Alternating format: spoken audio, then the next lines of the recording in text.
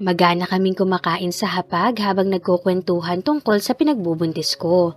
Pagkagaling namin sa ospital kanina ay dito na ako sa bahay diniretso nila Tita Sol at Tito Arnold. Inimbitahan sila ni Chang na dito na rin maghapunan. Kasalo din namin si Ben at si Macy. Congrats, Box! Super happy ako para sa'yo kasi magkakababy ka na rin. Di ka rin nagpakabog ha? Bati sa akin ni Macy na katabi ko sa bandang kaliwa ko. Bahagya naman akong tumawa sa sinabi niya. Oo nga, mag-best friend talaga tayo. Yan, ganyan.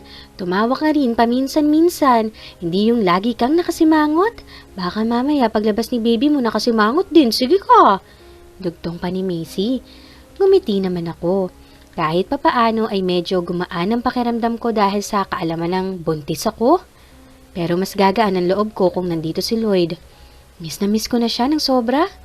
Siguradong tuwang-tuwa siya kung nandito lang siya. Kinurap-kurap ko ang mata para pigilan ang pamamasa nito dahil baka maiyak na naman ako. Nakakahiya naman sa kanila. Nasa gitna kami ng hapunan. Iha, kain lang ng kain.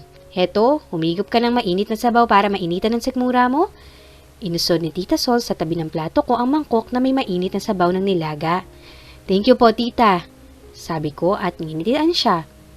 Basta, huwag ka nagpapalipas ng gutom, Iha. Lagi ka nang kakain sa tamang oras para malusog si baby habang lumalaki dyan sa tiyan mo. Paalala niya sa akin. Tumangutango ako. Ngayong magkakababy na ako, hindi na pwedeng magmukmuk ako ng magmukmuk na lang. Kailangan ko ring alagaan ang sarili ko. Para sa baby ko, sa baby namin ni Lloyd. Sana, magpakita ka na sa amin, Lloyd. Miss na kita. Pagkatapos ng hapunan ay sa sala kami nagtipon-tipon. Pinagpapahinga na nga nila ako pero hindi pa ako inaantok. Nakatulog kasi ulit ako kanina sa ospital. Kami ni Macy ang magkatabi sa sofa habang nagkukwentuhan. Si Ben ay bumalik sa parlor niya para magsara. Si Chang at Tita Sol ay may kanya-kanya ding kwentuhan. Habang si Tito Arnold ay nasa labas at as usual may kausap na naman sa phone. Sa pagkukwentuhan namin ni Macy tungkol sa pagbubuntis namin ay kahit papaano, nababaling sa iba ang isip ko. Honey, pumasok si Tito Arnold at tumingin sa amin isa-isa. Napansin kong medyo namumula ang mata niya na parang naiiyak. Yes, honey, tanong ni Tita Sol. Tumawag si Esmundo. Nakita na si Lloyd. Halos sabay kaming tumayo ni Tita Milarsol. Kumabog na malakas ang dibdib ko. Nakita na po si Lloyd, Tito? Tanong ko. Tumingin siya sa akin at tumango. At buhay siya. Isusugod na siya ngayon sa ospital. Natuptop ko ang bibig at tahimik na humikbi. Nakakabingi ang malakas na kabog ng dibdib ko. Niyakap ako ni Macy. Diyos ko, ang anak ko. Buhay siya. Salamat po, salamat po. Umahagulgol na sabi ni Tita Sol at yumakap kay Tito Arnold. Abangan na natin siya sa ospital, honey. Gusto ko nang makita ang anak natin. Tumango naman si Tito Arnold. Sige, pupunta tayo ng ospital ngayon din. Sasama po ako. Singit ko. Gusto ko na rin makita si Lloyd. Sabik na akong makita siya. Gusto kong malaman ang lagay niya. Tumango naman sila sa akin. Agad naman akong pumunta ng kwarto at nagbihis. 15 minutos ang nakalipas ay nasa ospital na kami na pagdadalhan ni Lloyd. Wala pa sila. Pero ang sabi ni Tito Arnold ay malapit na raw. Palakad-lakad ako sa waiting area habang pisil-pisil ang kamay. Mabilis din ang tibok ng puso ko. Maging si Tita Sol ay hindi rin mapakali. Kumalma nga muna kayong dalawa. Baka kayo pa ang mauna sa loob ng emergency room. Saway sa amin ni Chang na kasama rin namin. Si Ben at si Macy ang naiwan sa bahay. Bakit kasi ang tagal nila? Naiinip na sabi ko. Oo nga, honey. Ano? Malapit na ba? Naiinip din na tanong ni Tita Sol kay Tito Arnold. Binaba ni Tito Arnold ang cellphone at lumapit sa amin. Kumalma kayong dalawa, okay? Paparating na sila. O siya, umupo nga muna kayong dalawa. Inakay ako ni Chang sa upuan. Inilalayan din ni Tito Arnold si Tita Sol maupo. Ilang sandali pa ay nakarinig na kami ng mga wangwang. Napatayo na naman kami ni Tita Sol. Nariyan na yata sila, honey! Bulalas ni Tita Sol. Sunod-sunod na ngang pumasok sa compound ng ospital ang may 4 na ambulansya, convoy ng mga police truck at military truck. Lumapit kami ni Tita Sol sa ambulansyang nauna. Bumaba ang isang medik at binuksan ang likuran ng ambulansya. "Lloyd, anak!" Tawag ni Tita Sol at takmang lalapit pa pero pinigilan siya ni Tito Arnold sa braso. Maging si Chang ay hawak rin ako sa braso. Pasilip-silip ako sa nakahiga sa stretcher. Pero sa isang tingin pa lang ay alam kong hindi si Lloyd ang nakahiga. Sobrang bilis ng tibok ng puso ko. Binaba na ang stretcher na may gulong at sinalubong na ito ng mga hospital staff. Isang may edad na lalaki ang sakay ng stretcher at duguan ng bandang dibdib. May oxygen din na nakakabit sa kanya. Mukhang nag-aagaw buhay siya. Namukhaan ko ito nang tumaan sa harapan ko. Si Don. Napatiimbagang ako at kinuyom ang kamao. May bumangong galit sa dibdib ko. Kung hindi lang siya mukhang nag-aagaw buhay ay susugurin ko siya. Pinuntahan ko na lang ang isang ambulansya na ngayon ay bukas na ang likuran. Bumaba ang isang pulis na pamilyar sa akin. Si Elmore. Tinulungan niya ang dalawang staff na binababa ang stretcher. Lumakas ang kalabog ng dibdib ko na makita ang pamilyar na figura na nakahiga sa stretcher. "Lloyd!" Tumakbo ako palapit sa stretcher. Hinarangan ako ng isang staff pero sinabi ni Elmore na nobya ako ng pasyente, kaya hinayaan na akong makalapit. Napaawang ang labi ko kasabay ng pagtulo ng luha ko nang makita ko ang itsura niya. Puro pasa at sugat ang hubad na itaas na kanyang katawan. Ang iba ay nangingitim na. Ang iba ay kulay asul na at namumula pa. Dumudugo ang kaliwang balikat niya. Mukhang may tama siya doon. Ang pantalon niya ay maruming-marumi at tila may bakas ng dugo. Iyon ang pantalon na suot niya nang huli kaming magkita. Dumako ang tingin ko sa mukha niya. Makapal na ang bigote at balbas niya.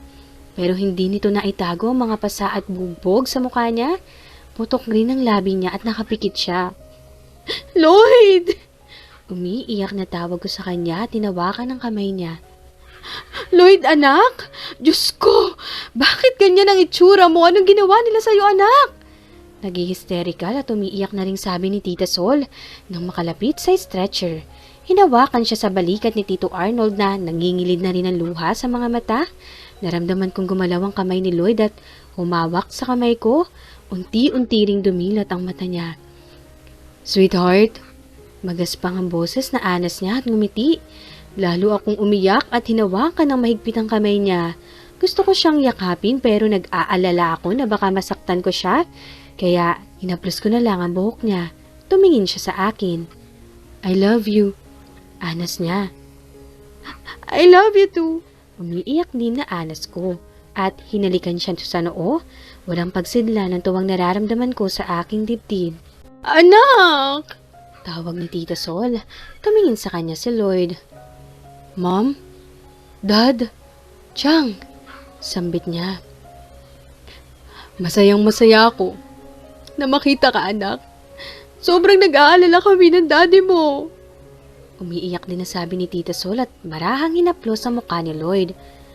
"Namiss ko rin kayo ni Dad. I'm sorry kung pinag-alala ko kayo ng husto." "Namiss ka rin namin, anak. Ang importante, ligtas ka at buhay at nakabalik na sa amin." Ani Tito Arnold na pinunasan ng luha naglandas sa kanyang pisngi. Marahan din niyang hinaplos sa buhok si Lloyd. "Magpagaling ka, iho. Naghihintay kaming lahat sa'yo." Sabi naman ni Chang Miding na nasa likuran ko at tumawak sa balikat ko. Tumango naman si Lloyd at kumiti. Tumingin ulit siya sa akin. "You're pregnant?" Bahagya naman akong nagulat kung paano niya nalaman, pero ngumiti na lang ako at tumango. Kumagat-labi naman siya at ngumiti. "Thanks God! Sinagot na rin niya ang matagal ko ng panalangin." Usal niya at pumikit. "Kaya, magpagaling ka agad. Sasamahan mo pa ako magpa-check up. Hindi ako magpapa-check up hanggat hindi ikaw ang kasama ko. Bahala ka dyan." Sabi ko. "Yes, sweetheart." Dinala niya sa labi ang kamay kong hawak niya. Pinatabi na kami ng mga hospital staff dahil dadalhin na si Lorenzo sa operating room para matanggal na ang dalawang balang nakabaon sa katawan niya. Kinabahan naman ako. Parang gusto ko tuloy sumama sa operating room. Ayoko pang bitawan ang kamay niya. Ayoko pang mawala siya sa paningin ko. "Iha, magiging okay din si Lloyd. Bumalik na siya sa atin," sabi ni Tita Sol at umawak sa kamay ko. Tumangutango naman ako. Sumama si Tito Arnold sa isang nurse para magpa-test. Kakailanganin daw ni Lloyd na masalinan ng dugo. Kami naman ay naghintay na lang sa labas ng operating room. May isang nurse na lumapit at in-interview si Tita Sol. Panay ang usal ko ng dalangin na sana ay matagumpay ang operasyon. Maya-maya ay dumami na kami sa labas ng operating room dahil dumating ang 5 kaibigan ni Lloyd. Parang sumikip tuloy ang labas ng operating room dahil ang lalaki nila. Pero mapabait naman sila dahil binilhan pa nila kami ng maiinom at makakain. Kinakausap din nila ako. Alam na rin pala nilang buntis ako. Sinabi raw ni Tita Sol at sinabi rin daw nila kay Lloyd. Kaya pala alam niya. Naghintay pa kami ng ilang oras sa labas ng operating room. Si Tito Arnold ay hinahanda na para sa pagsali ng dugo kay Lloyd. Sasalinan daw kasi ito agad paglabas ng operating room. Iha? Magpahinga ka kaya muna. Untag sa akin ni Tita Sol.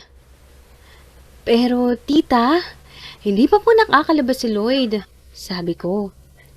Hindi ako uuwi hanggat hindi ko nasisigurong ligtas si Lloyd. Bumuntong hininga si Tita Sol. Ay, o sige. Pero uuwi ka kapag nakalabas na si Lloyd. Hindi pwedeng lagi kang nagpupuyat. Buntis ka. At saka para makapagpahinga na rin ang tiyang mo. Tiningnan ko si Chang na nakaupo sa tabi ko. Nakasandal na ang ulo niya sa pader at nakapikit. Naawa naman ako. Alam kong antok na siya pero hindi naman niya ako maiwan dito. Tumango ako kay Tita Sol. Opo, gusto ko lang makasiguro na ligtas po si Lloyd. Hinawakan ni Tita Mirasol ang kamay ko at tinapik-tapik. Naghintay pa nga kami sa labas ng operating room. Pati ang mga kaibigan ni Lloyd ay matyaga din naghihintay. Maya-maya pa ay bumukas na ang pinto ng operating room at lumabas ang 2 nurse na may mga dalang gamit. Nagsitayuan naman kami. Si Chang na nakatulog ay nagising at napatayo na rin. Sunod namang lumabas ang doktor na nag-opera kay Lloyd. Tinanggal niya ang face mask at hinarap kami. Dok, kamusta na ang anak ko? Tanong ni Tito Arnold. Natanggal na namin ang 2 balang nakabaon sa kanya. Dadalhin na siya sa kwarto niya at kailangan niyo na rin hong sumunod para agarang masalinan ng dugo ang anak niyo.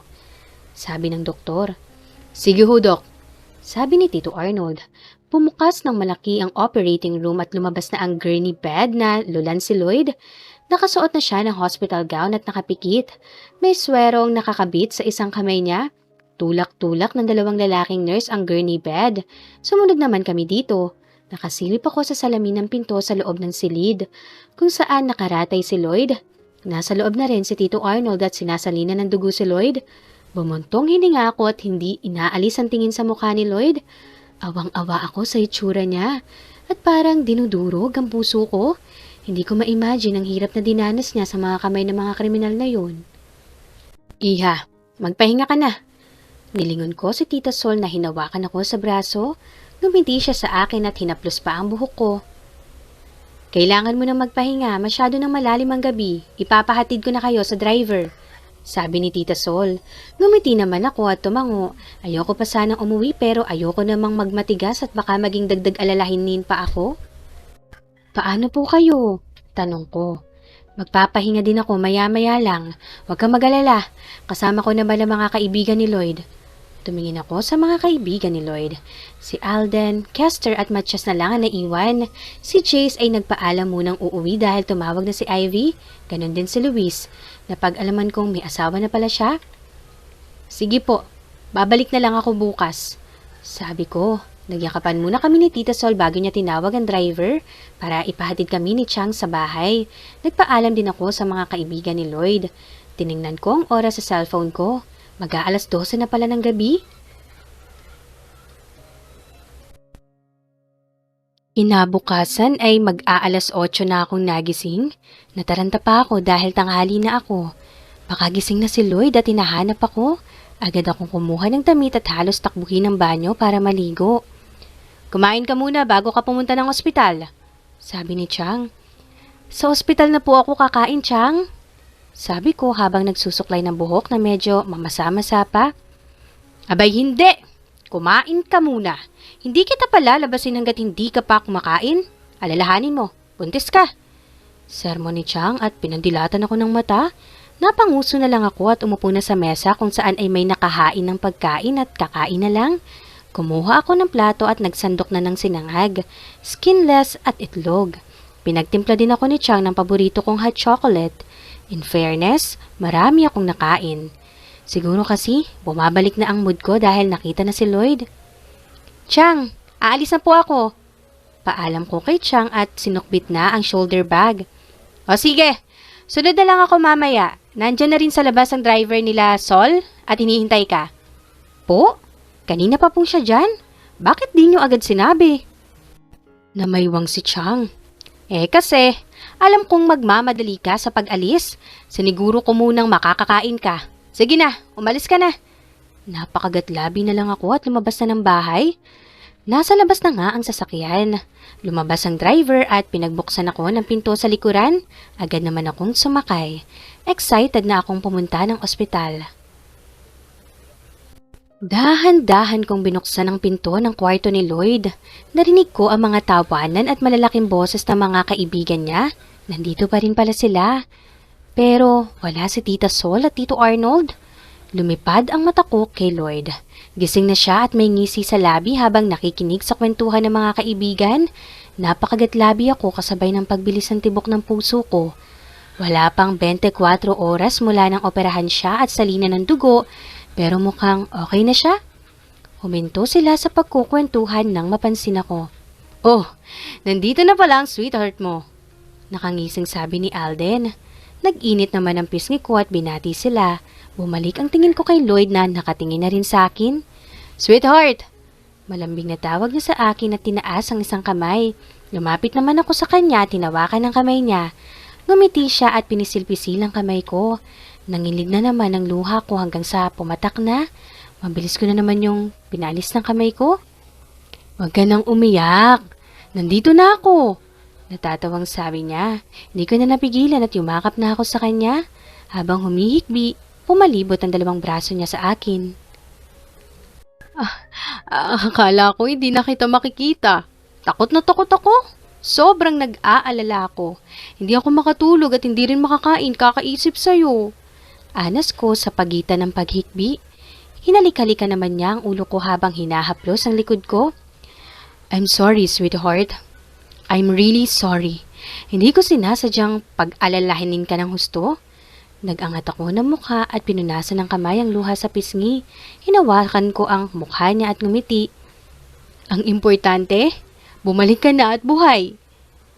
Baka tuluyan na akong mabaliw kung mawawala ka. Sabi ko kasabay ng pagtulo ng luha ko. Muli niya akong kinabig at niyakap. Nakasandig ang pisngi ko sa dibdib niya. Pumikit ako at ngumiti. Dinig na dinig ko ang malakas na tibok ng puso niya kasabay din ng akin. Tila ba muli itong nagkaroon ng buhay.